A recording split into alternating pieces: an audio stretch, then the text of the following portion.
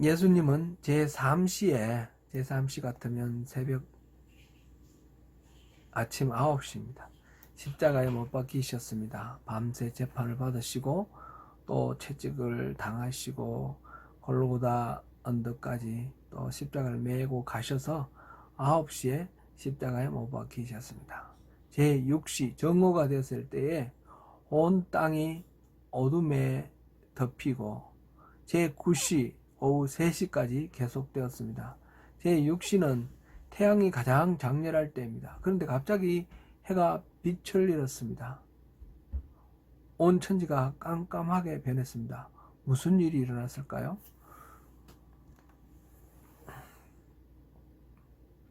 어떤 사람들은 그때 일식이 있었나 보다 라고 말합니다. 그러나 그때는 유월절 무렵이죠.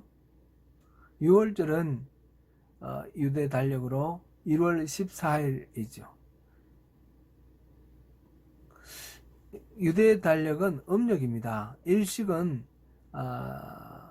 달이 보이지 않는 금음대에 나타납니다. 보름일 때는 월식이 나타나죠. 일식은 달이 태양을 가리는 것인데 지금 보름에는 이런 현상이 일어날 수가 없습니다. 그러니까 지금 제3시부터 제6시까지 온 천지가 깜깜하게 된 이 현상은 어떤 우연히 겹친 자연현상이 결코 아닙니다. 이 3시간 동안 암흑이 세상을 덮은 것은 하나님이 떠나시고 부재하시다는 것을 상징적으로 나타내는 현상이라 그렇게 생각이 됩니다. 십자가에 달리신 예수님, 그렇게 하나님의 외면을 경험하며 고통하고 계십니다. 사람들의 희롱보다, 군인들의 채찍보다, 십자가에 찢어지는 그 고통보다 더 괴로운 것은 하나님이 외면하셨다는 사실입니다. 그래서 예수님이 크게 소리 지르셨습니다. 엘리 엘리 라마 사박다니, 나의 하나님 어찌하여 나를 버리셨나이까.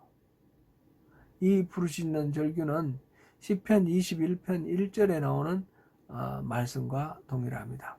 어떤 절망적인 상황 가운데에서 아무리 소리를 쳐서 하나님을 부르지만 하나님이 응답하지 아니하시는 그 완전한 그 고독, 하나님으로부터 버림받은 그 외로움, 절망, 그런 것을 나타내며 탄식하며 하나님을 부르시는 장면입니다. 예수님은 이 19절을 통해서 자신을 표현했습니다. 그것은 이 시를 아는 모든 유대인들이 그 의미를 알아들었을 것입니다. 예수님을 조롱하고 십자가에 달아 죽이는 자신들의 행위가 얼마나 부당하고 얼마나 어처구니 없는 짓인지를 생각하게 하였습니다. 그리고 거기에는 예수님이 이 시인의 마지막 결론은 결국은 하나님을 믿고 하나님께 절대적으로 의지하며 하나님께 모든 것들을 맡긴다는 고백을 포함하였습니다. 주께서 당하신 이 모든 고통은 사실 죄인인 내가 당해야 할 고통이죠. 하나님께 버림받을 대상은 주님이 아니라 바로 우리였습니다. 주님은 자기를 버려 우리를 구원하셨습니다. 어떤 이들은 예수님이 엘리야를 부른다 하면서 엘리야가 와서 그를 내리나 보자고 하였습니다. 에서 예수님이 부르짖으시는 그 부르짖음의 뜻을 못 알아들은 척 하고 있습니다. 예수님은 마지막 호흡을 큰 소리를 지르며 거두셨습니다. 이른바 가상칠언이 있죠. 십자가 위에서 예수님이 하신 7마디 말씀. 이 마가복음에는 엘리 엘리 라마 사박다니 하나만 있습니다. 그리고 마지막 소리 지르며 숨이 쉬셨다고 그랬는데, 숨을 거두셨다고 그랬는데, 아마 요한복음 19장 30절에 나오는 다 이루었다 라는 말씀 다음으로 그 다음에 누가복음 23장 46절에 기록된 아버지여 내 영혼을 아버지 손에 부탁하나이다 라는 이 말이었을 것입니다. 그렇게 주님이 운명하실 때 성전 휘장이 위로부터 아래까지 둘로 찢어졌습니다. 성전 휘장은 하나님과 죄인 사이를 가르는 칸막입니다. 이제 그 칸막이, 그 벽이 없어졌습니다. 이제 우리 죄인이 하나님께로 나아갈 수 있는 길이 열린 것입니다. 제사장의 도움을 받지 않고 직접 하나님께로 나아갈 수 있는 문을 예수님께서 열어주신 것입니다. 모든 사람이 예수님을 조롱한 것은 아닙니다. 거기에서 예수를 향하여 썼던 백부장, 아마 사형 과정을 감독하는 그런 책임자였을 것으로 추측됩니다. 그 백부장은 예수님이 그렇게 숨지시는 것을 보고 이 사람은 진실로 하나님의 아들이었도다 라고 고백을 합니다. 수많은 십자가형을 집행하여 보았지만 예수님처럼 이렇게 어연하게 죽음을 맞는 사람은 본 적이 없었습니다. 예수님의 모습은 그 어떤 사람과도 달랐던 것입니다. 그 고통 가운데서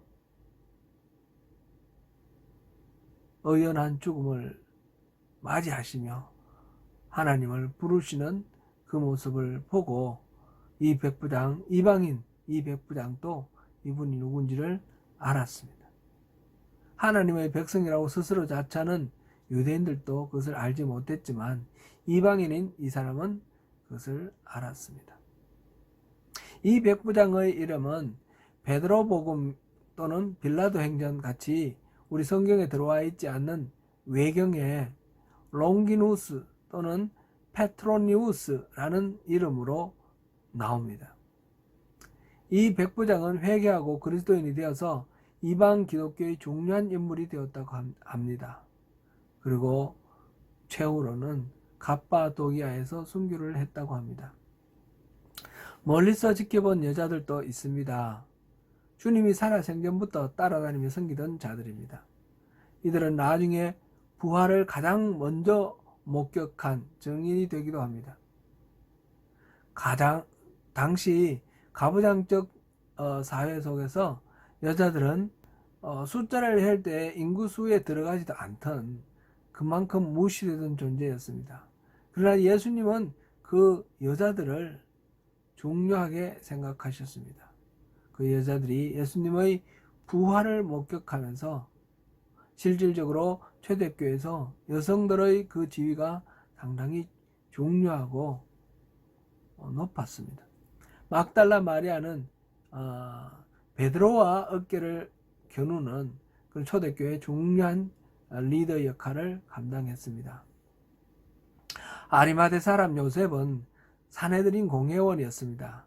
그가 빌라도 총독에게 예수님의 시신을 내어달라고 요청하였습니다. 베드로도 3번이나 부인하였고 주님이 사랑하시는 제자라고 일컬어짐 받는 요한도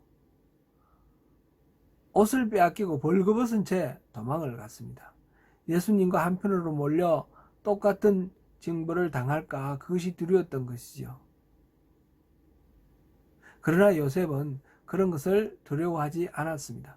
어떤 불이익을 당해도 좋다는 결심이었습니다. 산헤드린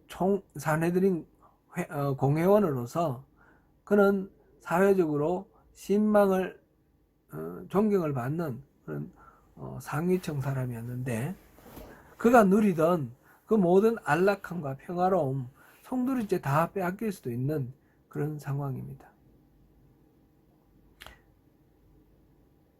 아리마대 요셉의 이런 결심에 빌라도는 백부장을 통해 예수님의 죽음을 확인한 후에 예수님의 시신을 내어주었습니다. 아리마대 요셉은 예수님의 시신을 세마포에 싸서 바위 속에 판 무덤에 안치하였습니다. 그는 자신의 부와 지위를 주님을 위해 선용할 수 있는 거듭난 부자였습니다.